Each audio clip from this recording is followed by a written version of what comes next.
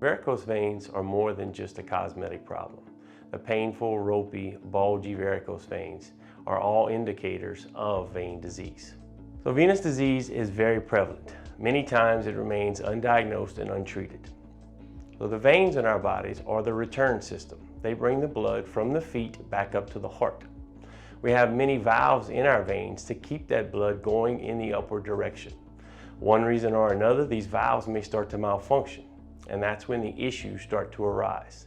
The blood will stay stagnant and pooled at the calf and ankle area, resulting in the bulgy, painful, ropey varicose veins.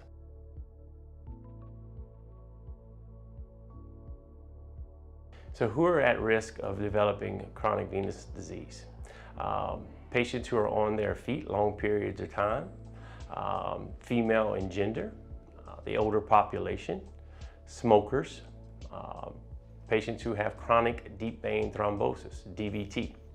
Many of our CIS clinics offer in-house vein treatment programs.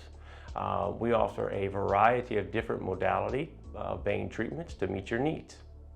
We offer thermal ablations and non-thermal ablations. Your thermal ablations will be your radio frequency or laser therapies, and then your non-thermal approach is going to be your Varithena or foam type product, or VenaSeal or glue or adhesive type product. These procedures usually typically take 15 to 20 minutes. Patients will go home shortly after with little to no downtime.